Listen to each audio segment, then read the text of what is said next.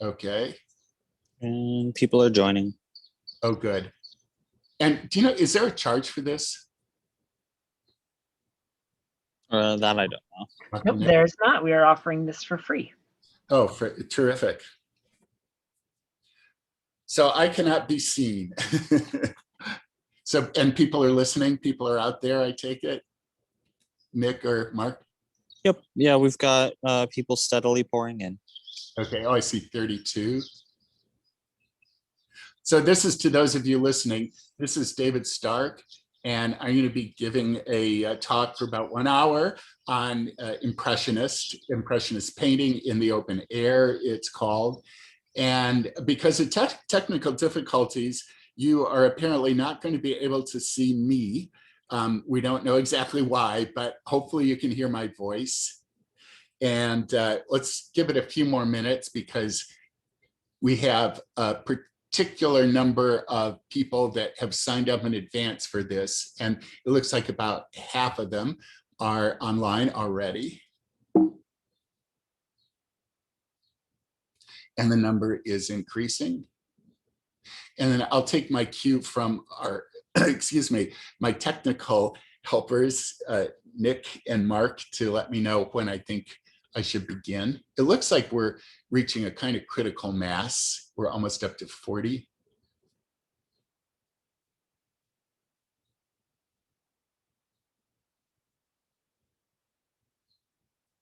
And it's 2:01. So maybe in about 1 more minute. And thanks everybody for your patience.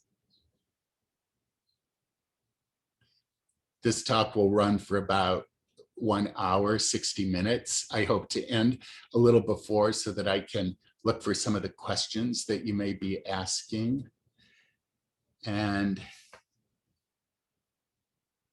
under Q&A, you might see an icon that says the letters Q&A with little bubbles above them, dialogue bubbles.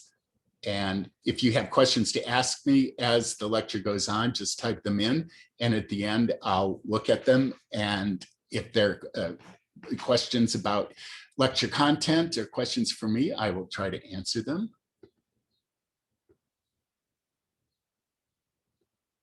Oops, I got ahead of myself there. I see a little, there's also chat, which is another thing that you can use if you have technical difficulties. Chat is different than Q&A, but either one you can use for either purpose.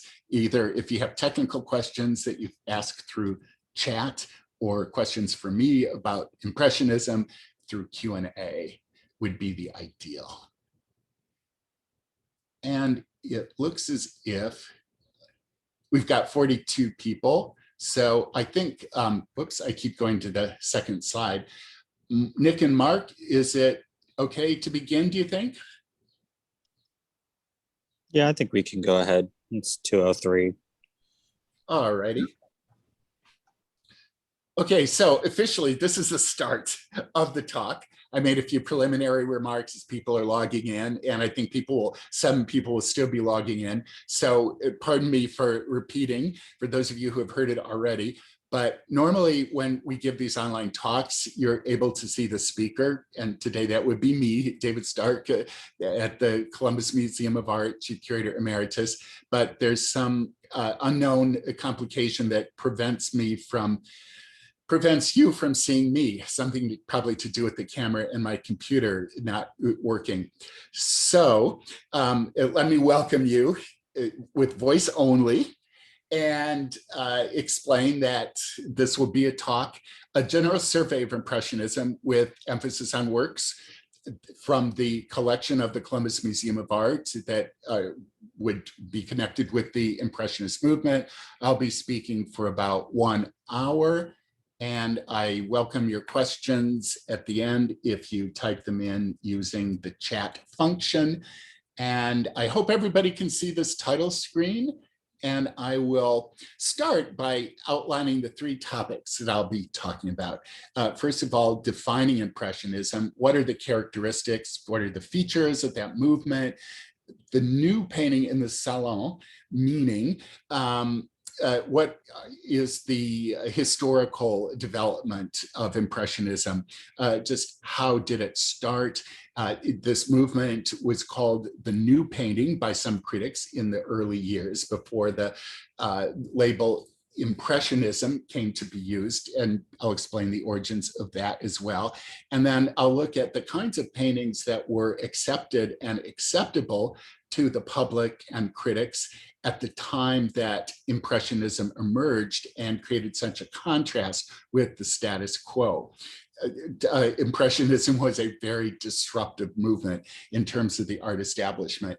And then a closer look will be the final part of the talk, where I'll take a more detailed look at works by the Impressionist artist in the collection of the Columbus Museum of Art and other works by those artists to put the Columbus works in context. So, defining Impressionism. I have two examples, and by the way, I've tried to do some coding visually of works that are in the Columbus Museum of Art by putting the labels in boldface and always putting CMA, Columbus Museum of Art, afterwards. And I've tried to be conscientious about non-Columbus Museum of Art works by giving their locations. So this Monet, the view of Benacour in our collection. And by the way, there is a nice collection in Gallery 7 in the Ross Wing, the historic building at the museum. Beautiful installation of Impressionist works. The installation was done by Tyler Kahn, our curator of contemporary art and exhibitions director. And most of the works that I'll show you from the permanent collection are in that gallery, if you have a chance to visit them. And then the other painting is in the Wadsworth Atheneum Museum in Hartford by Renoir. And the concept that I'm trying to illustrate here, first of all, is that this is painting in the open air, as per the title of this talk. It was traditional for artists to perhaps make sketches or studies in the open air if they were painting views of the outer doors, but the Impressionists actually worked on their canvases in the open air under much brighter lighting than the studio would provide, and they were immersed in the environment that they were painting, which makes a big difference in terms of the appearance of the works.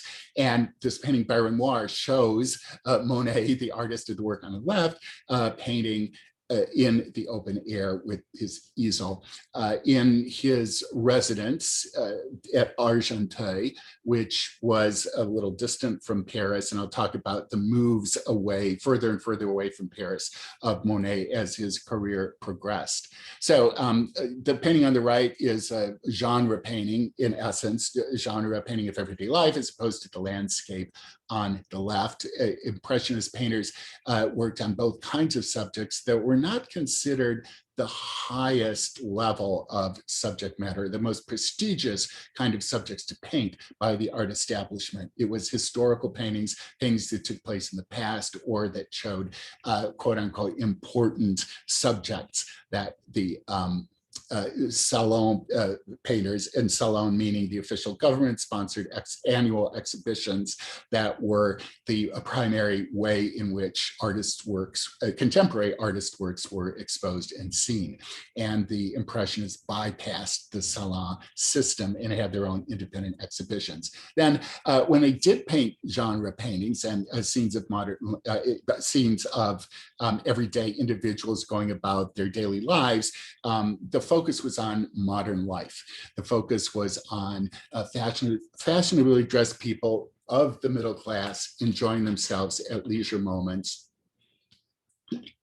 often in outdoor locations, like this example in the Art Institute of Chicago. Sometimes it's called the Rower's Lunch, but lunch at the Restaurant Fournaise, the more official title. And so these individuals are enjoying a dessert and after dinner drinks during a pleasant outdoor lunch at an open air restaurant along the Seine River, a little ways from the heart of Paris. Then in terms of technique, the use of broken brushwork, in other words, detached staccato, individually brushed strokes. You can see the individual brushstrokes of the artist instead of the conservative method of blending brushstrokes for smooth surfaces. So the brushwork was broken, the color divided. So different dabs of different colors were applied to the canvas, but viewed from a distance. It would be called optical blending. The colors blur or come together in the eye. And then the color palette was unique. And here's a detail from the water portion of the Renoir painting, The Restaurant Furnace. It shows the broken brushwork. You see the individual strokes, the divided color, the different shades of green that blend together when you see it from a distance, blue and green. And then a color palette that was light and bright, like colors of the open air. And during a certain period, Renoir and other Impressionist painters avoided grays and blacks altogether because they wanted to restrict their palette to the colors that would result when white light is passed through a spectrum. And in general, their paintings are lighter than what the public was used to, lighter and brighter because of that open air lighting. Even the so-called pre-impressionists of the Barbizon school, and I have two examples of that movement in both in the permanent collection of the museum on the screen now.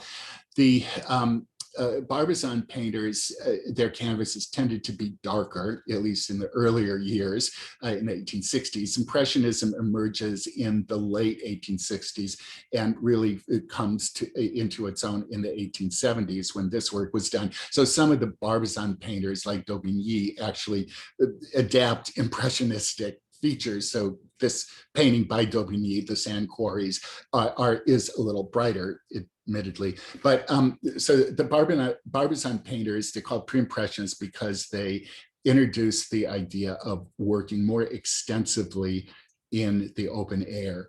They did extensive sketches in the out of doors. It's called Barbizon because they congregated in an area a little north or a little outside of Paris, in the village of Barbizon and the surrounding woods. The forest of Fontainebleau overlaps with what we think of as Barbizon or the Barbizon woods.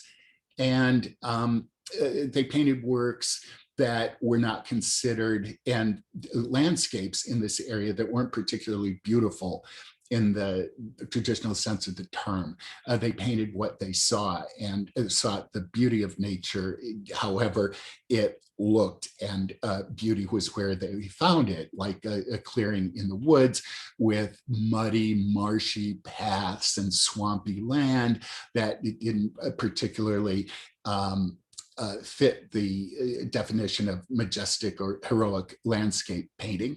And similarly, Daubigny would paint riverbanks in an area of the village in which he settled called Auvers-sur-Oise. And this town of Valmondois is near the town of Auvers. And when the Impressionists, or when the Barbizon painters painted people, and some like Jean-François Millet specialized in people rather than landscapes. They were peasants that inhabited either the Barbizon area or other parts of France that the artists observed. This is a great work by Millet showing peasants with dignity, going to work. It's in the Cincinnati Art Museum. And the colors are earth tone, very much like the painting of Diaz. And when Impressionists painted people in a natural environment, they did not paint peasants. As I said, their commitment was to modern life. And so when they painted figures outdoors, they were city folk that were fashionably dressed, and they were enjoying a day in the country, but they were not peasants. So, for example, this painting of the wife, the first wife of Monet, Camille Dancieux, and their son Jean on a hillside are shown very differently than the peasants of Millet, or very different kinds of people. But the point I was making about the light, bright nature of Impressionism compared to the typical Barbizon painting, you can see here in this contrast between Monet's Gust of Wind that shows the light, bright palette, the high-keyed palette, the fact that unlike the traditional method of the Barbizon painters who began with a layer of underpainting that was dark, that was gray or tan or brown in color, and then working up from a dark layer underneath, the Impressionists would often work on an unprimed white canvas, or their initial layer upon which they painted was not nearly as dark as the paintings either of the Barbizon artists or the more traditional salon painters. And in terms of Daubigny, another reason that the Impressionists were drawn to the Barbizon artist and extended and were very taken by their techniques. You can perhaps see in this painting by Monet, showing Claude Monet painting in a boat in the water in what was called his studio boat, an idea that he derived directly from Daubigny. And there are, there's a print or a drawing of Daubigny, in addition to lots of documentary information about the fact that he did have a studio boat, he called it Le Botin, B-O-T-I-N, that took him to the water's edge and allowed him to immerse himself in the environment on the spot in which he was painting. And so similarly, Monet takes that and is fully engaged in the painting of the water in the water.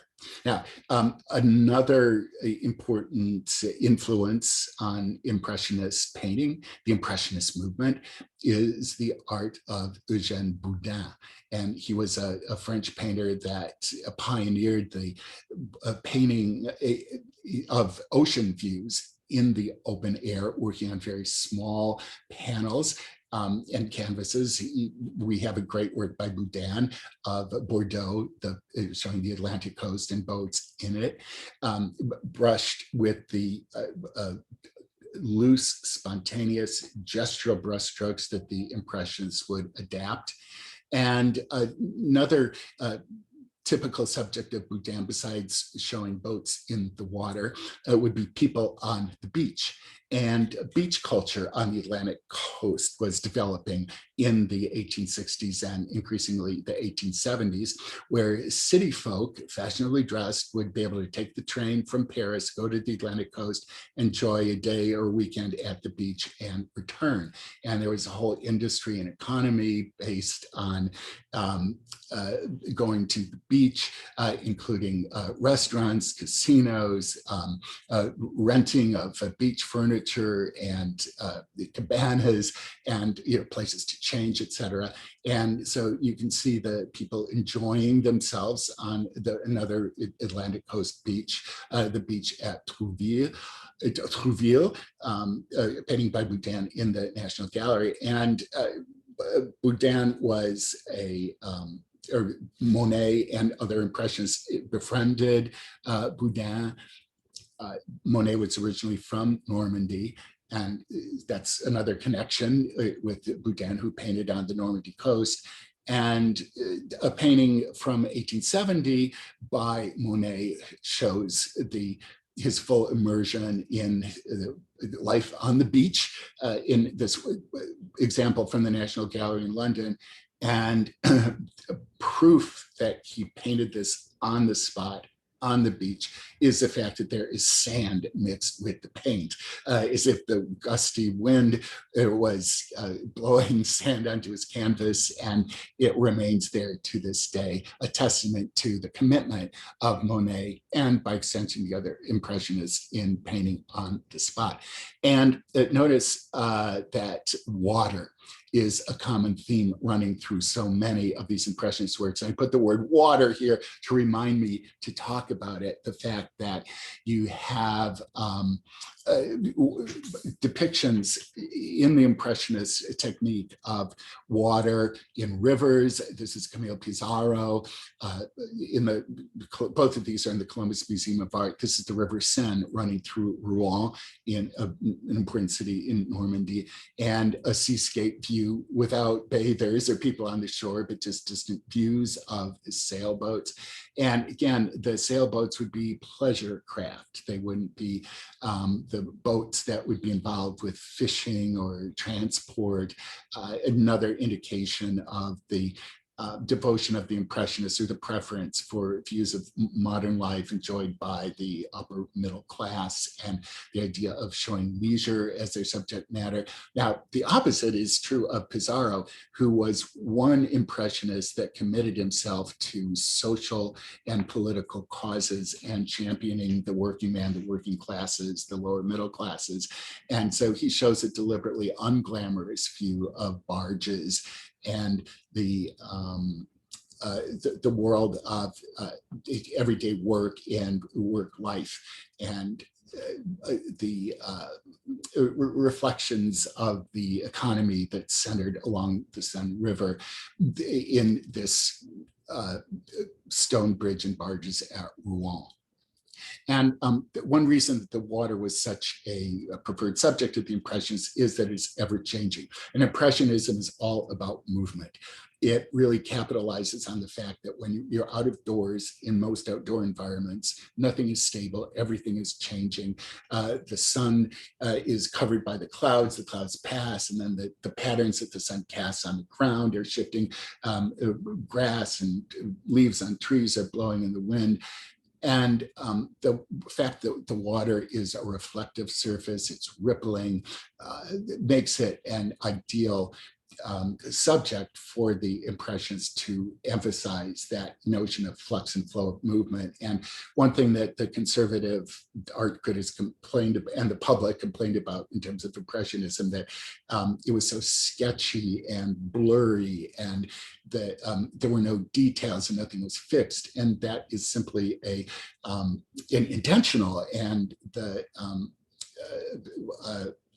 a technique and style having to do with the desire of the Impressionists to show on canvas the instability of the visual world, or at least the world that they showed in their paintings. The new painting, as I said, that's one designation for what Impressionism is called before, or kind of simultaneously with the point at which Impressionism becomes attached to the movement, and the Salon, the conservative art establishment. How did these two butt heads, and how did Impressionism emerge from the art establishment? Well, the first Impressionist exhibition was held in 1874, even though, as I said earlier, the movement itself dates back to the 1860s. And as opposed to exhibiting in the Salon, that I'll talk more about in a minute, the Impressionists exhibited their first of 8 exhibitions, and the last one was 1886. So they weren't held every year, but they run from 84 to 86. It was held in the top floor of a building on the Boulevard des Capucines in the heart of Paris, in a studio that had formerly been occupied by a photographer by the name of Nadar. So it was a small private space on the upper story of a building, a commercial building. And the Impressionists billed themselves as, or they called themselves, the Anonymous Society of Artists, Painters, Sculptors, and Engravers. Anonymous Society is a literal translation of Société Anonyme. It would be more idiomatic to translate this as a private company of artists, painters, sculptors, and engravers. And in that first Impressionist exhibition was this work by Monet that shows his homeland in Normandy, or Le Havre was the town or city of which he paints the harbor. And he called his work Impression Sunrise, showing boats in the water on a misty morning as the clouds and mist were clearing, with short choppy brushstrokes barely defining the boats and the people in them, and the features, the smokestacks and so on, the features of the land and those that which was in the water, with these short choppy brushstrokes. And since he called it impression, that was a term seized upon by a critic who originally used the term in a derogatory way. Well, these artists are just giving their impressions rather than finished, proper paintings. And so he called or dubbed the movement Impressionism. And that's something that the Impressionists actually liked. And so for better or for worse, they used it as the label by which they came to be known, Impressionism. And here's another work that was in that first Impressionist exhibition. And anecdotally, it was hung next to the window in the studio of Nadar, in which the exhibition was held, out of which people could look down to see the same view that is depicted in this work by Monet, the Boulevard des Capucines. As I pointed out, the address of the studio is on the Boulevard des Capucines, and this painting and this is another characteristic of Impressionism, the raised viewpoint. The people below are simply slashes of paint. There's very little, if any, detail in terms of showing most of the people. And this was another example of modern life. This was an ultra-modern section of Paris. This is a street that had just been renovated and widened. There's new architecture. This was the new Paris, and the strollers were fashionably dressed middle-class people that are populating this view. And the notion of a race viewpoint is modern. It reflects the way that architecture, buildings were rising higher and ever higher.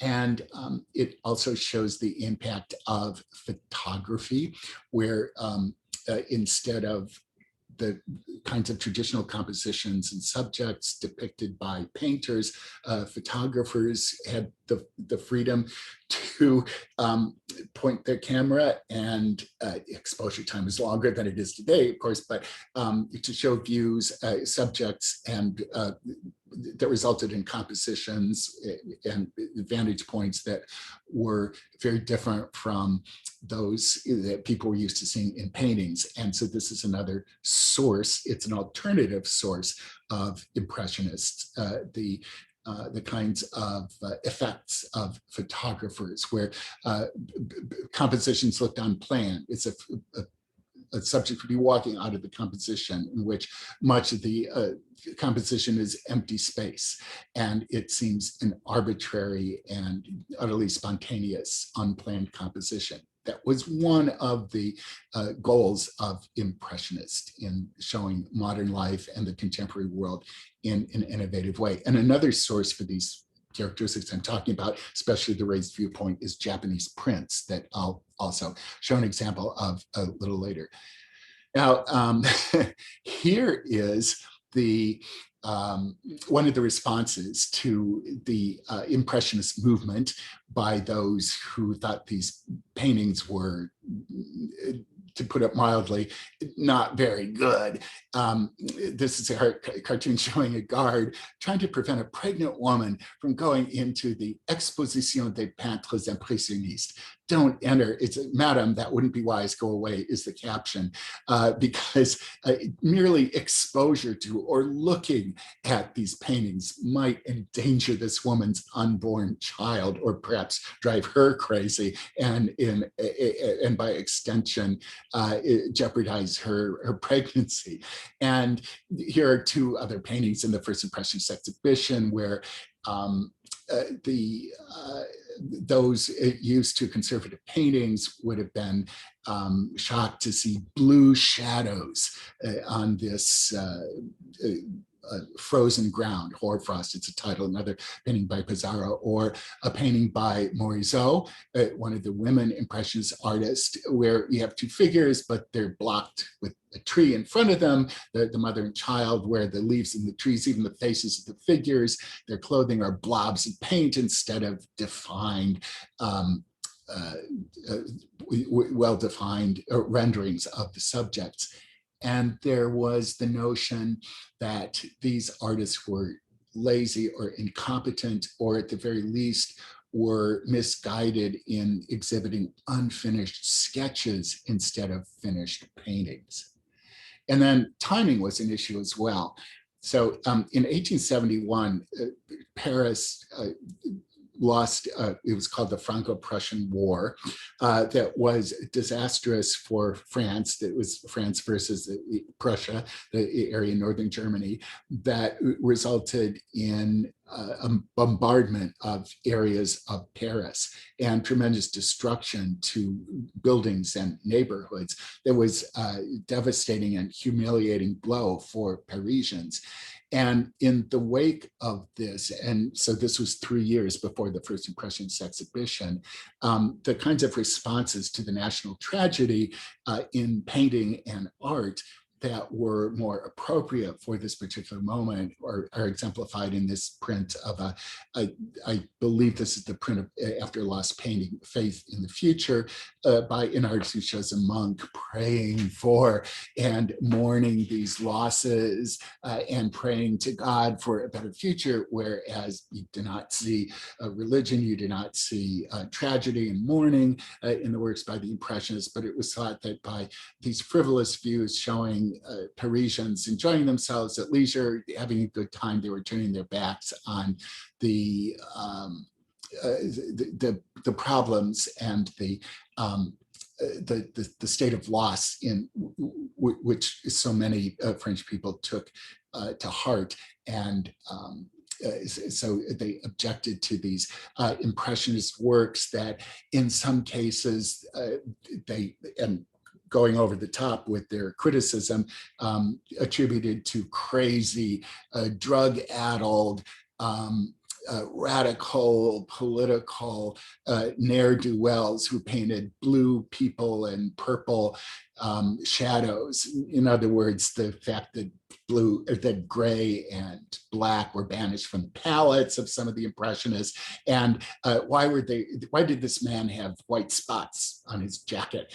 Were there bleach stains? The notion of actually showing the optical effects of sunlight in the open air was just too much for people to bear, even though, and as pleasant and as pleasing to the eye today as these Impressionist paintings look, they were a shock when they were new. And so I've been talking about the Salon, and this would be the Salon des Beaux-Arts, the official exhibiting branch that was connected with the Art Academy and the School of Fine Arts of Paris, l'École des Beaux-Arts. The Salons were annual exhibitions that went back as far as the 17th century that became very popular in mid-century. In the middle of the 19th century, they were moved from the Louvre to larger exhibition spaces. And as many as 9,000 entries were submitted for the Salon jury to select. in the early 1850s. And only about half of those, a typical salon, would have as many as 5,000 works. And they would be exhibited frame to frame, floor to ceiling, in arrangements like this, a view of the 1861 Paris Salon. And by contrast, the exhibition that I talked about, the first Impressionist exhibition and others that followed, were in small private spaces that were preferred by many. And this was a way, either artist cooperatives like the Anonymous Society, or the private company of artists of the Impressionists, or other groups would find spaces like Nadar's studio, or other commercial spaces, or art dealers would have showings in their gallery spaces that were much smaller and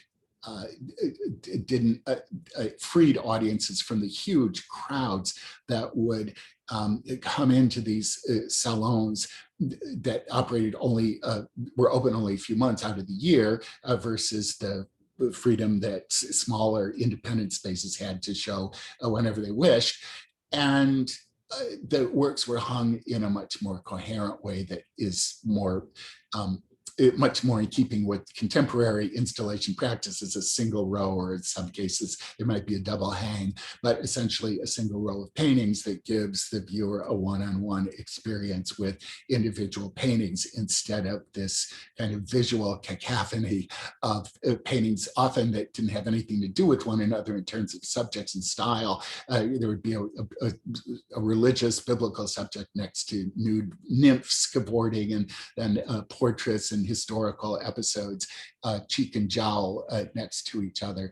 And this notion of rejection is exemplified in a painting like this. It shows the works that were submitted and how they were stacked up and then reviewed by the salon juries, which consisted only of former award winners, or those who had formerly been admitted to the salons, so that it was a self-perpetuating system that favored works that consisted of subjects and techniques favored by the Academy of Fine Arts, and the frustration, especially of artists like the Impressionists, of being constantly rejected and closed out of the salon system, is what encouraged them to exhibit on their own and bypass the salons. And in terms of traditional training and practice, the system of the École des Beaux-Arts involved having students first, and this could take years, drawing from classical sculpture. Here's in the late 1880s, the teaching techniques continued, either drawing from plaster casts, or ancient sculpture, or classical sculpture, or models then posed like classical sculptures, that they would draw or work on studies in charcoal. And it could be years before they were allowed to touch a paintbrush. And they were it was instilled in them the importance of using classical sources and using a linear technique with sharp contours, smooth brushwork, a very finished style for their final works. And an example of a salon painting, you have a finished work by the salon artist Joseph Désiré Court, C-O-U-R-T, Samson and Delilah.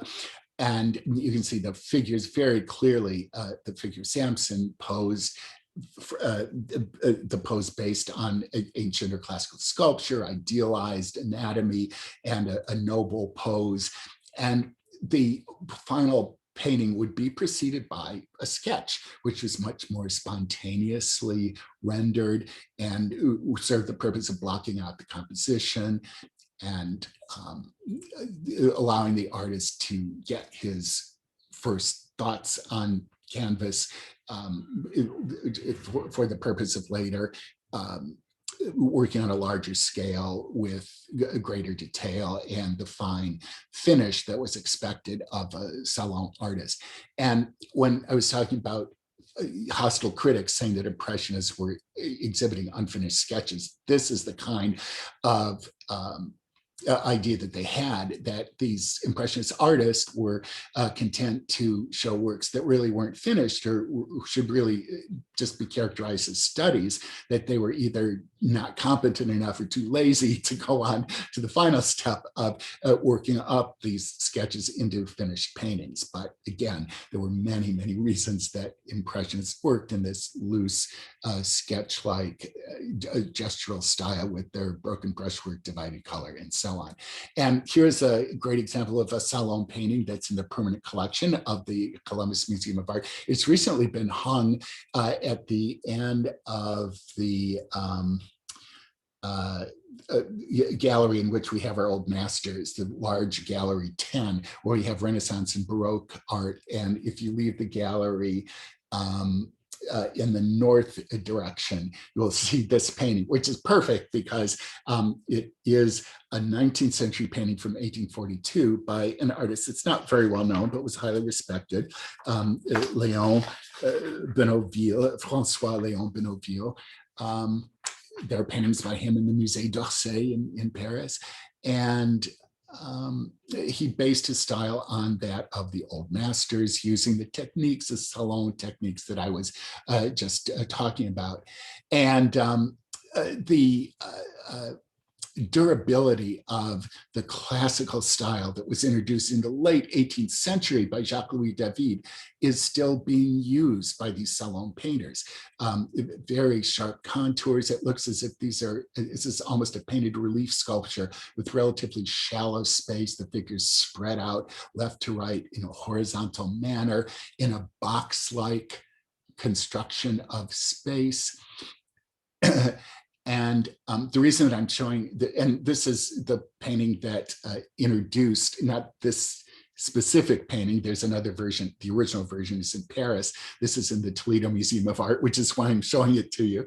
It's believed to be a replica, a commissioned copy, or more appropriately, it would be called a replica by the artist's own hand, perhaps with some help by one of his students by the name of Giraudet, a famous painter in his own right. But at any rate, how great that we have in Ohio a painting like this. But my point in showing these together is that this style that persisted, and even though this is an 1842 painting, there are paintings very similar to this that you can find up until the end of the 19th century and even beyond, that illustrate these so-called salon style, the classical style, sometimes it's called the Beaux-Arts style, against which the Impressionists revolted. This is a biblical scene. This is a scene from ancient or pre-Roman ancient history, even though these paintings are both set in the ancient world, one biblical and one secular. And so the typical kinds of salon subjects that were still very much in vogue during the early years in which Impressionism was developing are exemplified. I just have a couple slides. One of the favored salon artists was Jean-Léon Gérôme, who would paint meticulous reconstructions of life in the ancient world with a documentary accuracy and drama. This reconstruction of historical events, recreating the architecture, costumes, and dramatical spectacle is an extension of the kind of Beaux-Arts salon classicism that is exemplified in our Columbus Museum painting. So here's a chariot race, and the salon artists like Gérôme would gallop through the centuries, here recreating a scene from the court of Louis XVIII. And oh, I'm sorry, this is, I got the date wrong. This is 1874. So that is the first date of the Impressionist exhibition, 1874. Pardon me for putting the wrong date in my caption. And then here is and this is 1874, again, the same year as the first Impressionist exhibition. Here's a recreation not only of the architecture, the costumes of the next century, the 18th century, but the style of 18th century artists like the Rococo painter Watteau, who worked with loose, feathery brushstrokes and painted aristocratic gatherings in this extremely decorative style that's known as Rococo Revival. So, and this is by the Spanish artist by the name of Fortunia. So he was another, just another example of this, a rubric that encompasses all that I've been showing the last few images. It could be called historicism, capturing the classical past. And then here's another facet or subgenre of salon painting, Orientalism, in which an artist, and here we have again Jérôme, would focus their attention on the Middle East and North Africa, emphasizing the foreign locales with their particular clothing or lack of clothing, in this case, architecture and customs, with frequent focus on the mores of these different lands. In particular, there's a lot of interest in harems, and it reflects European colonization of these lands, which was happening at this time.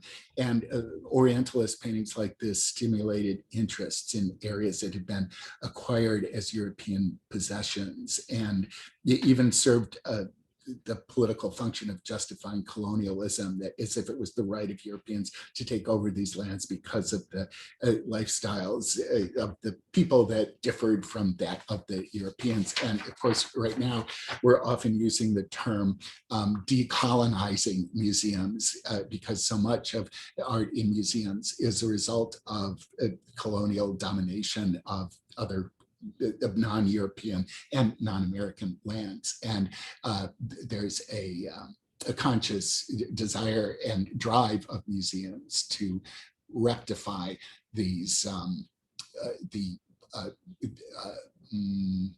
after effects and still present effects of colonialism.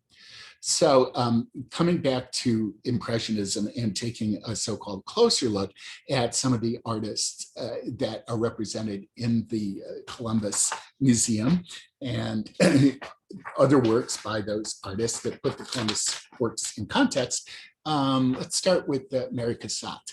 And here, this is a painting that's in the National Gallery of Art in Washington, a woman with the pearl necklace in a loge. Mary Cassatt, a female impressionist like Berthe Morisot, who I showed earlier, American from Philadelphia, went to Paris on her own, exhibited with the Impressionists.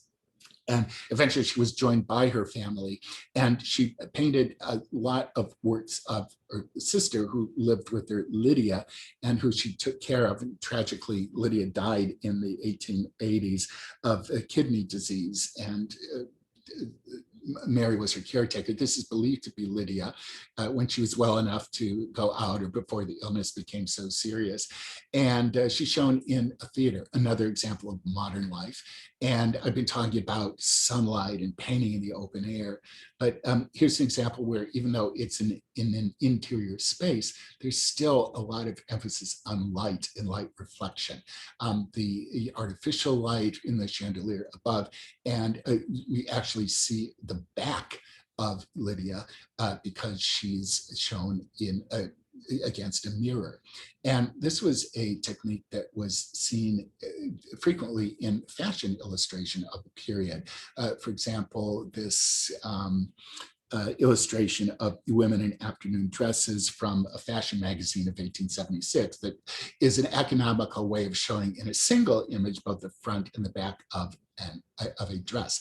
So I got alternative sources flagged as another bullet pointed characteristic of Impressionism, that rather than basing the compositions and subjects on guild masters and classical subjects and ancient sculpture, they Impressionists were embracing modern life, not only in the subjects that they painted, but the way in which they painted them and their sources of inspiration. and just to drive the point home, no, this is a subject not based on studied classical sculpture. And she's most famous, Cassatt is, for her paintings of mothers and children. And I should have said women and children, because she did not always paint the mothers of the infants, but rather caregivers, or in some cases simply models. And she's noted for the lack of sentimentality in showing these subjects, but they're very honest, and they're not in any way cloying or sentimentalized, but they show the way that children behave, and they squirm and they're not always happy. And but yet there's a sense of intimacy between the women and the children that really distinguishes these paintings and makes them very special and unique. And one reason that you don't see as many paintings by Cassatt of paintings in public spaces and a real concentration on intimate domestic interiors has to do with the fact that she really did devote herself to caring for her sister Lydia, number one, and that kept her indoors and at home. Number two, she didn't have the freedom as a woman to go out into public spaces and make sketches unless she was chaperoned, and even still to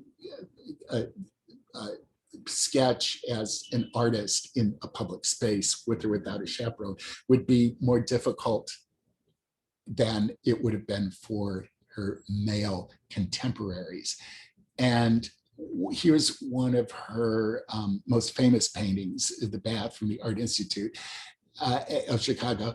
And this is another example of how even in an interior view, it's not in the open air, you still have a painting about reflection and sunlight, because the child is being bathed and the mother and child are looking at their reflections in the water basin. And this brings up another, I talked about it, but didn't show an example of how Japanese prints influenced Cassatt, especially in her later years. Some call this work, this particular work from the 1890s, that Cassatt has gone beyond Impressionism and is working in a bolder, more abstract style. And certainly you see a lot of emphasis on pattern, and there's a flattening of the image that's enhanced by the raised viewpoint, all these characteristics being similar to the aesthetics of Japanese prints. And so you can see a very kind of similar subject, and emphasis on patterns, on round shapes that are common to both kinds of, or both artworks or kinds of artworks. And then Cassatt's mentor, the artist who really inspired her and helped guide her in the Paris art world of the 1870s, was Edgar De Gah. And I don't think I've shown any De Gah paintings so far, but you can see the similarity in the work of De Gah in a hat shop, the raised viewpoints, the emphasis on pattern. And in the works of De Gah, you have many examples. More often than not, he does paint interior views, and he's very famous for his paintings of the world of ballet, but usually backstage, or if he shows ballerinas performing, unusual vantage points where you look at figures performing on the stage, but as if you're in the orchestra pit, or there's always a twist or something unusual. But here, more often than not, he shows them off stage, here rehearsing in poses that might look awkward as they're resting or doing their exercising or rehearsing. And even though it's in an interior space, you have figures that are illuminated by light coming through windows. So there's still the presence of sunlight. And he didn't restrict himself, De Gah, to high art, but it was also as a an artist committed to chronicling modern life.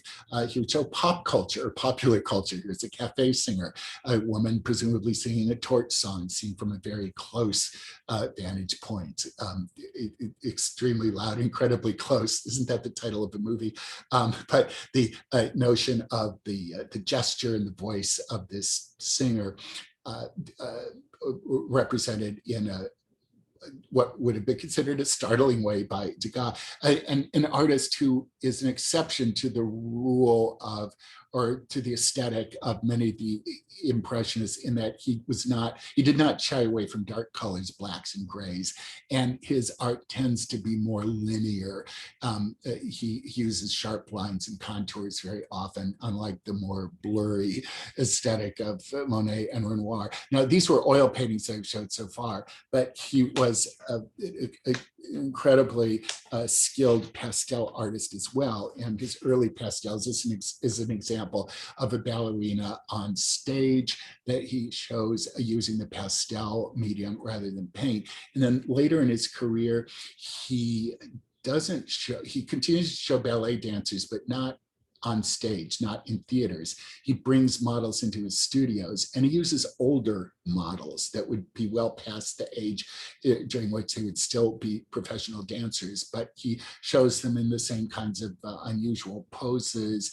And then in our permanent collection, we have a seated dancer who is, as I said, resting in a pose that would look awkward compared to her performance on stage, and is shown from in this unusual view of her tutu riding up because she's seated, so it rises up and is showing behind her back as she crouches over and rests, looking exhausted. And then our great De Gah landscape shows an unusual side of De Gah. He rarely painted landscapes, and later in his career, he chose different kinds of subjects, like Russian dancers in landscapes that were not something that he viewed in the open air, but he would have painted these dancers in his studio and fabricated the open air background. There was a Russian dance troupe that visited Paris in 1896 that inspired a series of Russian dancer paintings. And then this is more of a memory painting. Houses at the foot of a cliff in our permanent collection is a location that he would spend his vacations at as a child. And so he depicts it in oil with colors that are not true to life. The rooftops, the sky, it would not be these exaggerated colors that he shows them with, but this is a memory painting in which he's using colors the particular colors to express his feelings and his mood. And De Gah lives well into the 20th century, as do Renoir and Monet. And in these final paintings, some say that De Gah is not dissimilar to Expressionist artists. And that was a movement that developed before De Gah's death. And then Renoir, a great painting by Renoir, Madame Henriot in costume, shows a model that he really enjoyed painting. And this was an actress whose stage name was Madame Henriot. And he depicted her twice in two paintings that were in the first Impressionist exhibition of 1874, dressed in a beautiful dress that would be suitable for strolling about in Paris and as a ballet dancer. And then this is a more straightforward pastel portrait of her in the National Gallery, painted the year after. The painting that shows her in costume, the costume of the page, and we believe that it was probably a fanciful portrait in a costume that didn't correspond to an opera or a performance in which she actually was in, but rather was an interesting and evocative way in which Renoir would have envisioned her and cast her in a role that would have brought out her distinctive personality. She's in a so-called swagger pose. And it is, so she's dressed like a male page in this particular full-length portrait. And he, in his later years, Renoir restricted his subjects to his inner circle. He tended to paint people that he was familiar with, that were the members of his family or close friends, like this Christine Laro, the daughter of an art collector who's shown in the background. She's sewing. And despite his earlier more innovative and aggressively modernist tendencies, in his later years, he shows great fondness for, in many cases, works of the old master. For example, this Vermeer painting that entered the Louvre in 1870 that he would have been very familiar with. So he's showing in a portrait that this is more, sometimes they're called situation portraits, which is a cross between a genre painting and a portrait. So that Christine Laro is shown embroidering. And he had gone through in the earlier 1880s, so it's sometimes called his hard style, in which the edges of the figures are very linear, sharply contoured, almost as if he's abandoning Impressionism. There's a flatness and a tendency towards abstraction that he abandons in not too many years, so that by the time we get to 1898, you see him reintroducing a more painterly style, but yet his surfaces are smoother than they had been. And in his final years, this is one of his very late paintings showing an actress in the role of Eliza Doolittle when the play Pygmalion, that we know more familiarly as the musical, it was turned into My Fair Lady, but an actress, Attila Doria, who's shown in the typical monumental style. That you see a little bit of that here, where its figures dominate the space, and he returns to, well, he uses very colorful style reminiscent of old masters like Titian and Rubens, with more with return to more painterly brushwork. And then quickly with Monet, I see I'm running out of time. It's right at 3 o'clock, so I'm going to wind up here very quickly. The view by Monet in our permanent collection shows a place where he lived very early in his career when he was struggling financially. This is his first wife, Camille, in 1868 in Benecourt, up the Seine River. When he began his moves away and out of Paris for a more peaceful rustic life, closer to nature and away from the hustle and bustle of the city. And then he would often return to places where he'd lived or visited earlier with later views like this. And in the 1880s, he tended to go on, they were sometimes called campaigns. During the off-season, fall and winter, he would travel to different parts of France and paint views of landscapes in an almost epic or heroic style to show the beauty of the French countryside.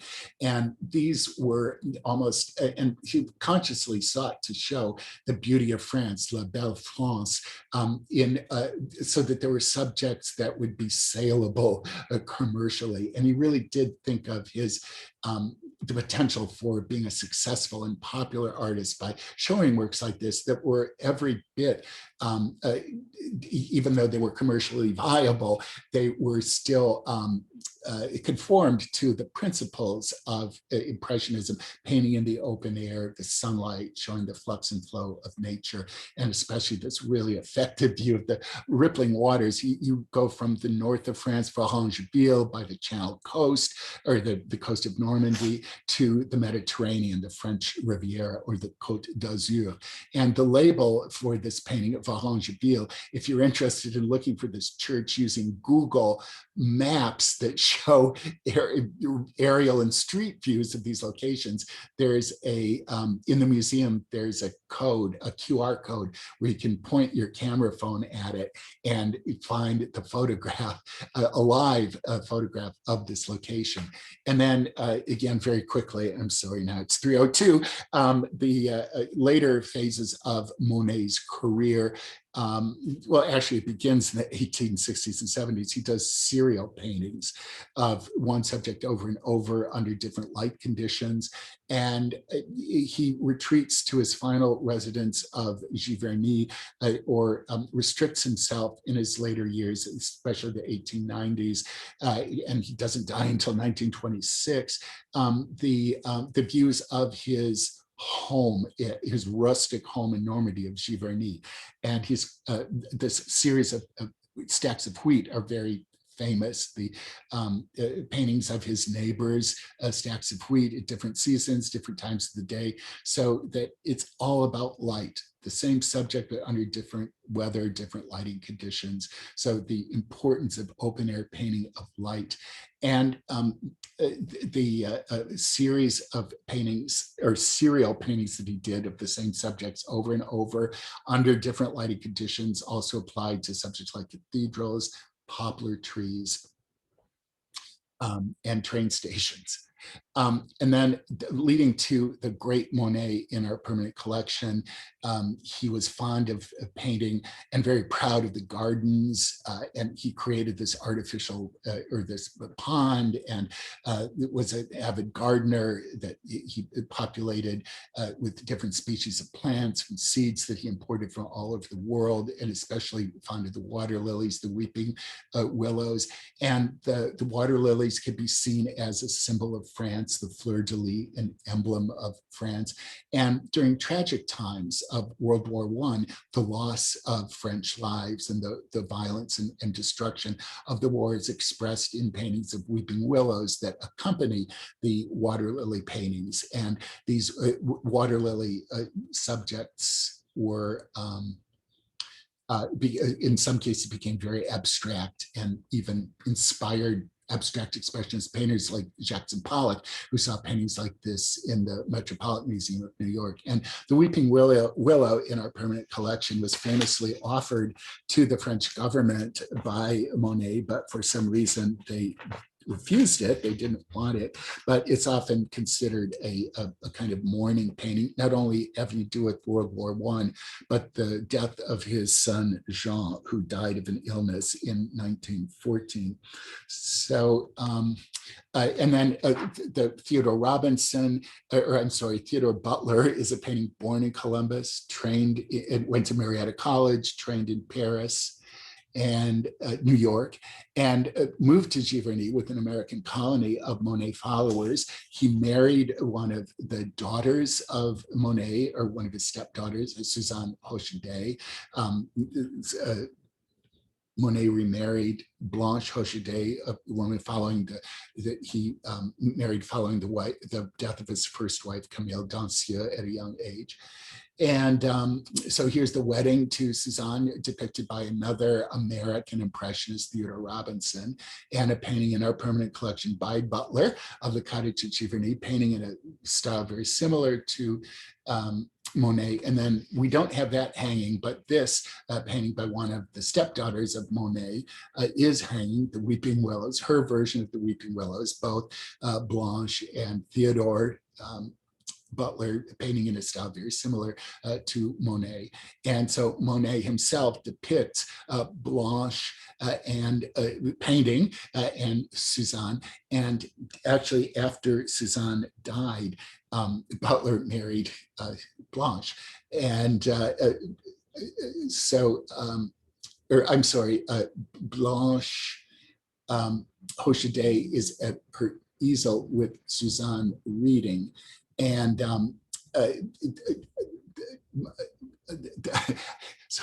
Butler ended up marrying two stepdaughters of Monet. After the first died, he married a second. And so Blanche Hocheday Monet has that name because she married Theodore.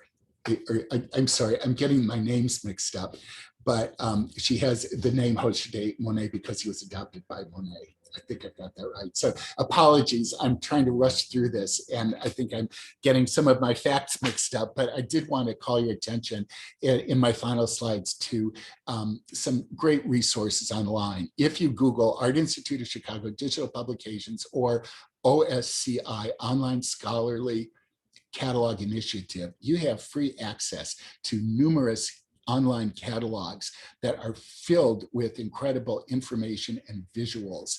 The digital publications page of the Art Institute, the menu page will show you digital catalogs of works by Cassatt, another impressionist that I didn't cover, Paul Gauguin, a post-impressionist, but catalogs on Monet, Pissarro, Renoir.